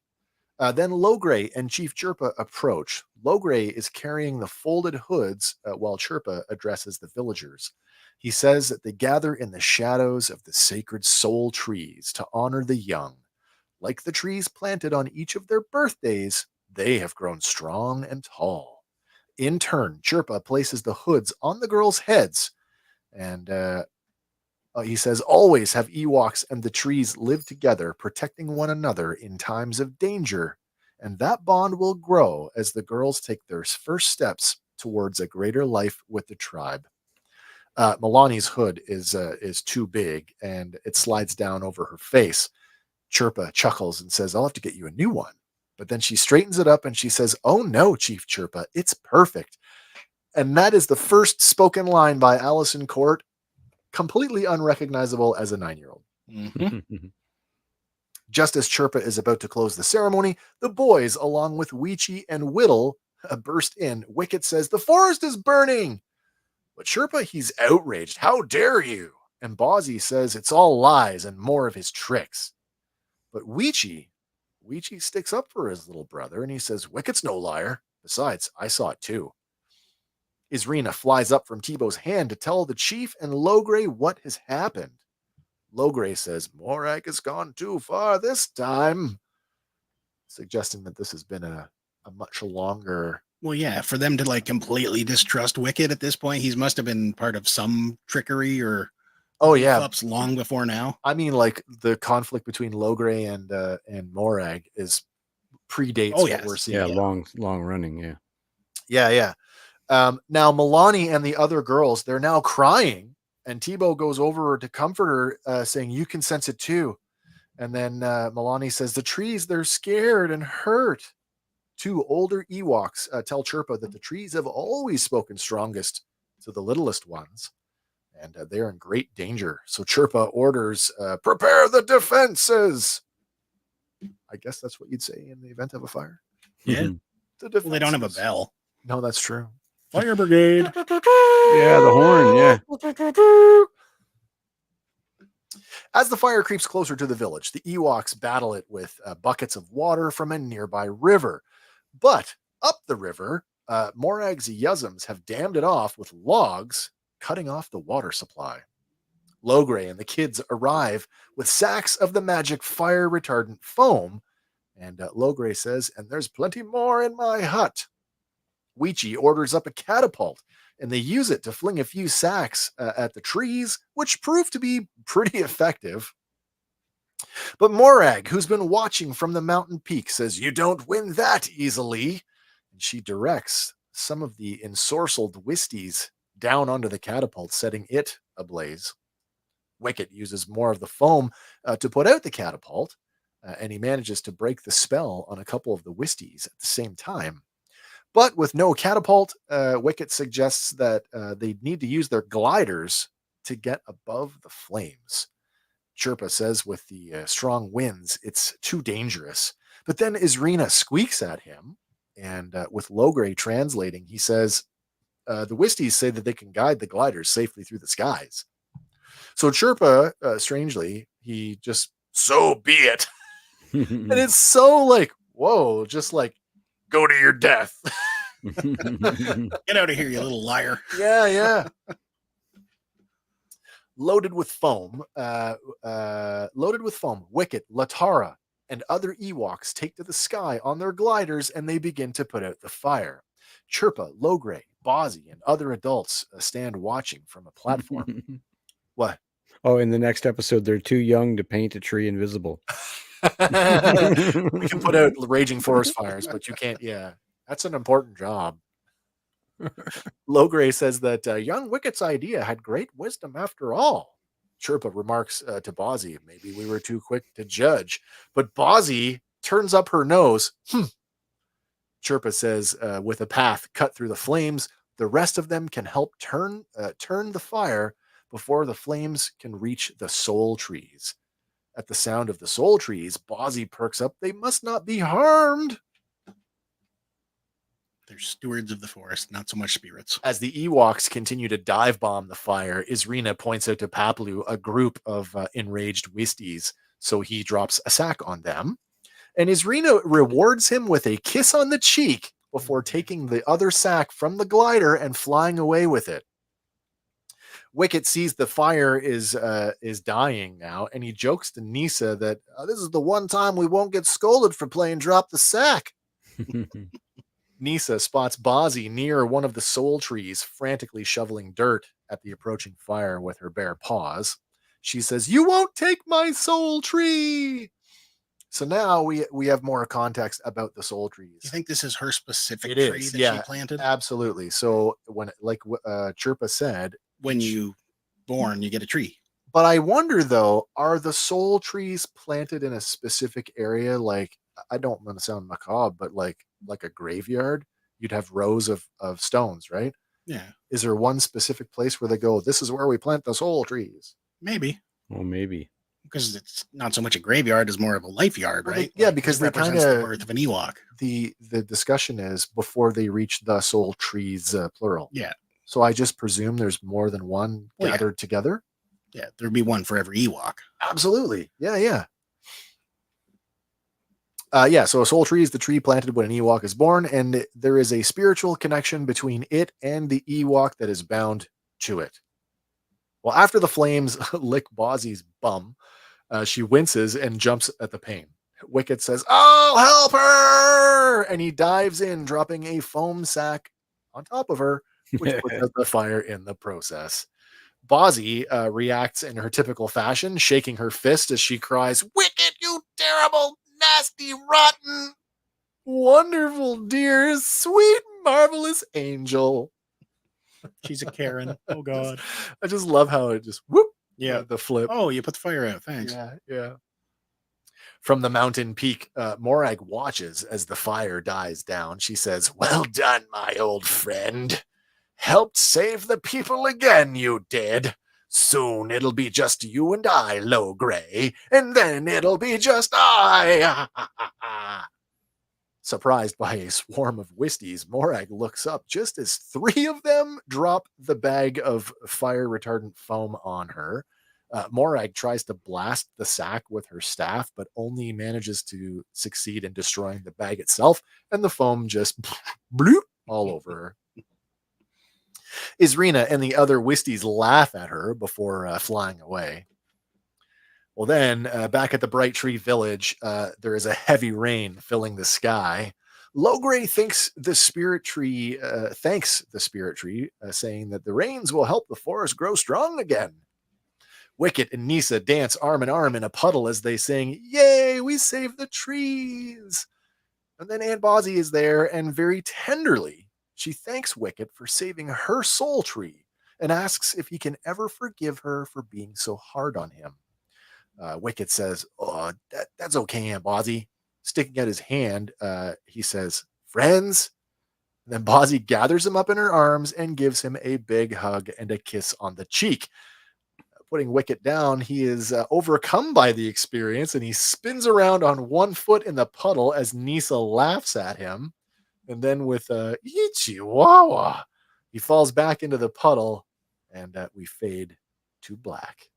And that is episode 1, The Cries of the Trees, of season 1 of Ewoks, September 7th, 1985. What'd you guys think of the episode? Good episode. It held up. I couldn't It's agree awesome. with you more on that. It is so much more complex. When they added in the spiritual stuff with the kids and the trees, I was like, wow, I never would have picked up on that as a kid. So much darker in tone than I remembered. And I watched it recently too, and I noted it at that point. But from a kid's point of view, it's way darker tonally. And I did a little like research too. Found out that there was an interview George Lucas did because he was involved in this. Yeah. In Starlog episode 100, and I kind of tracked that interview down and read it. And he was saying that if he's going to do this, and he's always been interested in animation, but didn't really have the time to do it, he wanted it to be better than everything that was around it. Oh, nice. So if the benchmark was what's currently on Saturday mornings, the sound and the animation quality has to be better. And I think if we were to throw this up against some of its peers, it is of a higher sort of quality, tonally, like visually. Music is amazing in it. I agree with you, but it's just so jarring to go to the second season and knowing that, and then go like, what happened? Like, right, is right. that the decline of the show? Like clearly there's. 'Cause that's usually what happens, right? Like a show gets less ratings or whatever, and okay, we can cut the budget on that one. I can remember you One Piece.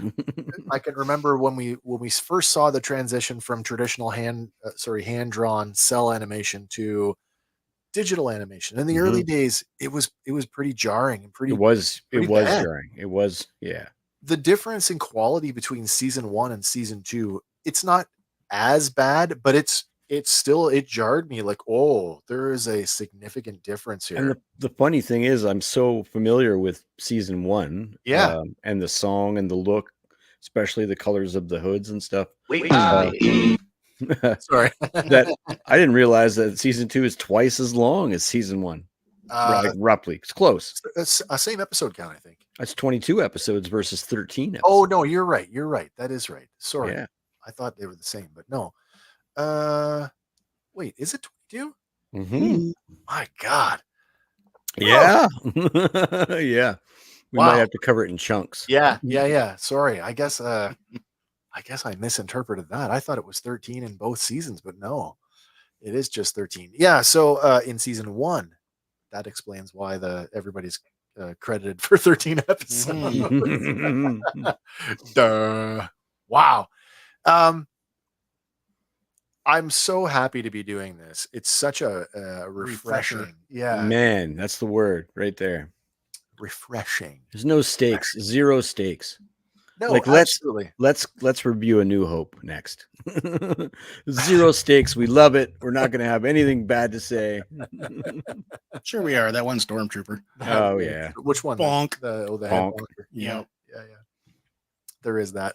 So next week, we're back. We'll do it again. Nice. I believe episode 2. It's what, the Haunted Forest, I think it's called. I believe so. Oh, it's going to be fun anyway. Where Mordag sends another terrifying creature after Are them. either of you interested in taking the lead on any of these? Could be. It's no pressure. Just a general question. I thought I'd put it out there. Not the next one, but maybe one or two after that. I could handle. Sure. That's fine. I've got lots of time. It's fine. I just thought I'd put it out there. Hopefully you guys have enjoyed this. I hope that was fun. this was as refreshing for you as it was for us. Certainly it was a lot of fun. I'm definitely looking forward to covering more of these. And like I said on the lead up to this, if we take a pause, like if we do say 6 or 8 or whatever, how many weeks to get to Agatha, and we put this on pause, that's all it is. It's just a pause. We'll come back. Just a little pause. Like Ewok. Full circle. See that? There you go. That's writing. In balance, as the force should be. All right, guys. You got anything you want to close on before we say goodnight? No, this is great. This is super fun. Let me know, guys, before we go, whether you get to it here in the next little bit, or you can drop it a comment later on. Do you want more of the deeper lore stuff? I was much lighter on it this week. There was more we could have talked about, but I didn't want to get too into the weeds with the Legends versus canon conundrum, because there is some confusing stuff. If you want more lore, let me know. I'll put more in on the next one. If you're happy with the gentle touch, we'll just keep going the way we're going. I think it's just super cool how it's much more connected to the bigger Star Wars picture than I had noticed when I was. I'm super excited about that, the second last one, the Sunstar one, because that's good. There's a Star Destroyer in that one. It's real good too. Spoiler, spoiler. It's a 39-year-old show. I'm not spoiling nothing. On that note, we will be back next Sunday. That maybe it should. Maybe. I got to talk to you guys about that. That's a Canadian holiday weekend. I got to talk to you guys about that one. So that's that may be we might have to postpone that one. Maybe it might take our Tuesday slot. What do we got going on? We got Oscar's got one here. Oscar says, I am going to watch these Ewok shows. As a kid, I completely missed it. Great retelling. I had fun listening in the background while working. I like to hear about the lore. Great. I'm so glad you enjoyed that, Oscar. So yeah, I will definitely make sure that I'm touching on the pertinent lore stuff. And if I find anything really interesting, I'll make sure to include it. Juicy.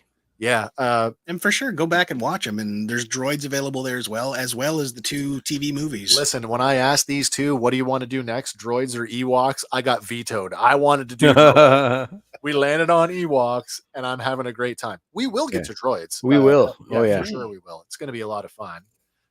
As Kay says, fun show as always. Thank you. Thanks, Kay. We'll be back possibly next Sunday. If not, maybe later in the week. Maybe take our Tuesday slot for another Ewoks, if that works. Or we'll take a break. But we will be back with another one. Random Fandom Tuesday should be making a return this week. Yep, this week. Tuesday we'll be back. Should be making lots to cover. A little bit of fallout from San Diego. Yeah, San Diego is probably going to dominate quite a bit. It's not like we don't do toy heavy episodes, but it just seems this last couple days, has been like a deluge of stuff. So we got lots to talk about. What's Doug saying? Doug said, maybe when you guys will, will be Robert Downey Jr. Maybe one of, I think he's trying to say maybe one of us will be played by Robert Downey Jr. Yeah, that's right. I mean, who doesn't want to see a Tom Holland Speedball movie? Listen, when that comment was made, that's the Anthony Mackie beef, isn't it? It is the fake beef with Anthony Mackie. It is. I would totally watch Tom Holland as Speedball. Yeah, I love Speedball. So. Yeah, Speedball's pretty fantastic. Oscar, thanks for sharing. Absolutely, thank you. Thanks for watching and listening. Sub us up, baby. Absolutely. Do leave us a like, leave us a comment if you don't want to do that. Just an emoji, your favorite emoji, tells YouTube that this video might be liked by other people who have similar tastes as you. It's completely free to do. If you're really feeling like it, hit the subscribe button to not miss any of our live streaming content. We live stream twice a week, usually Sundays and Tuesdays. And of course, we are on most all of the socials. Not as prevalent as maybe we should be, but we are there. And we're dialing back on X because hell with your payments. We're not paying for X, a premium account to stream to X anymore. Not doing that. No, not doing that. YouTube is the place to catch us. Anyway, God, I had such a great time tonight. I hope we'll be back doing this real soon. We will be. All right, everybody. Remember, whatever your thing is, fan on. And for Fandom Power, my name is Wes. I'm Andy. I'm Hank. And we will see you on the next one. And bye for now, everybody.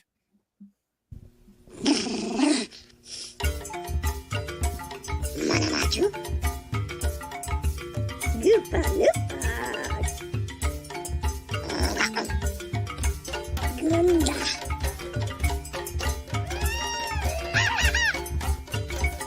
Yep, yep. Manatutu. Goopa Fringo. Goopa Loopa.